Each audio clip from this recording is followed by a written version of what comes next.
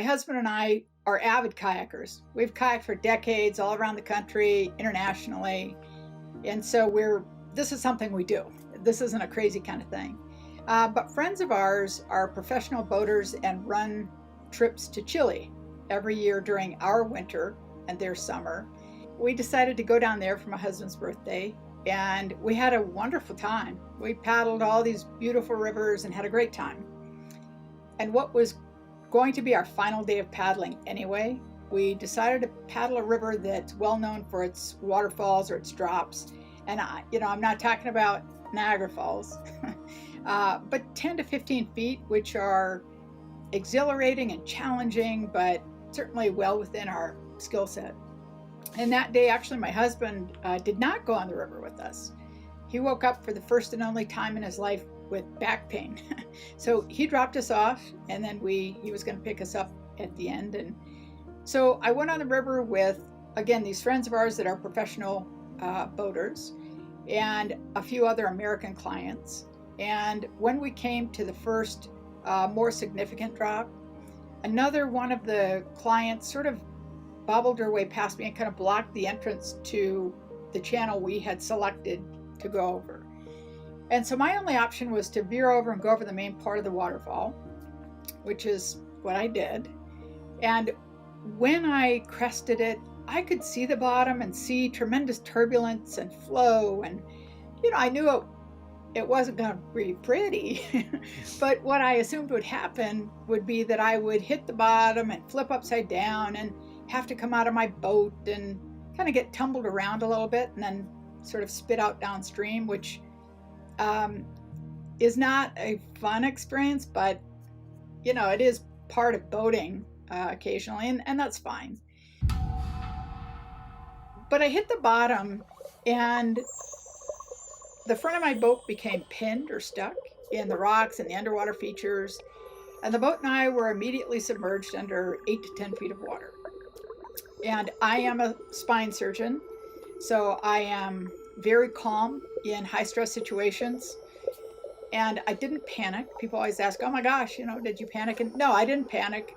I set about trying to free me or free the boat, one of the two. But the weight of the water and the force of the current was too great for me to do anything.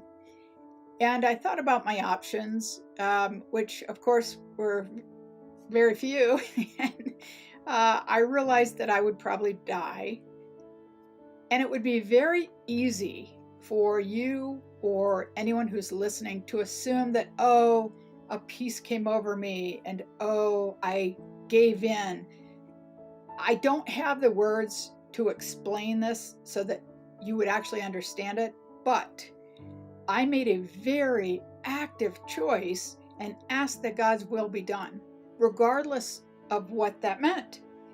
And it seems like it would be a really passive thing, but it was a really active choice. And I really did have a choice. I could either choose God's will or fight it. And either way, I was going to die. I guess it didn't really matter. But the moment I asked that, I was immediately overcome with this very physical sensation of being held and comforted and reassured that everything would be fine. And I was being held by Christ, which, it took me a long time to actually say that out loud, because like probably everyone, I mean, even though we talk about not having to earn God's love or work for it, in our hearts, we still believe that, oh, we're not good enough. Like, oh, I'm, why me? I mean, I'm nobody. And that's really one of the first really beautiful things I think about my experience, because it really is true. I mean, we are individually so completely known and so purely loved. We don't have to earn that. I mean, it's hard to accept that for us. I mean, but it's true. I never felt alive and then dead, conscious and then unconscious. I felt conscious and then more conscious, alive and then more alive. God's time is different. The spiritual world's time is different. And there was definitely a shift in time, dimension. I'm not quite sure what the metaphysical words would be, but I could experience all of eternity in every moment. And so I could be held by Christ and be reassured and taken through this life review and all these things. But at the same time, I was still me. I mean, perhaps my best me, but I was still me. And I had this little thought balloon off to the side thinking, wow, this is really strange. And it was water, but I could still feel the plastic of my boat. I could feel the weight of the water. I could feel the current slowly pulling my boat out, my body out of the boat. I could feel my legs breaking as that happened. I mean, I could feel all these things with no pain, I might add. But at the same time, I could feel this intensity and purity of love and Christ's holding me and taking me through this life review and learning everything he taught me there. And then my spirit left my body. And I mean, it's truly a spirit. We leave. I mean, you know, we all have these bodies here because that's part of this experience. But no, the real me, the essence, the spirit, the soul, you know, whatever you want to call it, I don't care. I rose up and out of the river and just felt glorious is just not even the right word, but felt so glorious in this incredible lightness of being. And then I was greeted by this group again of, I don't know what, people, spirits, beings.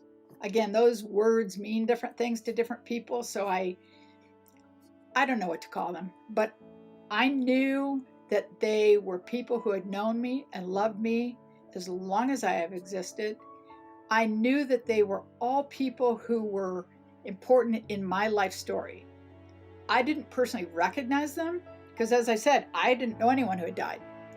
But let's say maybe it was a great-grandparent who died before I was born, who knew me, knew of my existence, but I didn't know them. And the beautiful thing is that, you know, when sometimes people say, well, you know, I don't want to be reconnected with my father because he was a jerk and I hate him and I never want to see him again. But one of the incredible things is that when we are reunited with people, it is with an absolute understanding of the history, the backstory, what the purpose of it all was. And we're reunited with an absolute purity of love. There's just no room for any of those destructive emotions. It's sort of like, you know, light and darkness. I mean, all you have to have is a little tiny bit of light and darkness can't exist because darkness isn't actually real. We talk about it, but it's not real. It's just the absence of light. And I'm convinced that all the destructive emotions that we feel, it's just an absence of love. And so my experience radically transformed my understanding of life and of death. It radically changed my understanding of what it means to be here. I mean, being on Earth, life is this incredible opportunity and incredible adventure. And we're not meant to be here and just waste it away or be here and just talk all the time about, oh, I can hardly wait to get back to heaven. I came back, and not only because I'm a scientist, but because of that, I spent many, many months trying very hard to come up with an alternative explanation. I didn't want this experience. I didn't want it to be real. I didn't want anything to do with it, actually. So for me, it was sort of this even more intense experience of just thinking like, come on, like, what's the deal here? And nothing on this list was anything that I wanted to do or felt qualified to do. I mean, you know, everything. And that's kind of the way God calls us, right? You're never asked to do something that you feel like, oh, nice, that'll be great. You're called to do something that pushes you out of your comfort zone, because it's only then that you truly identify and discover your gifts, your talents, your ability to glorify God and serve God.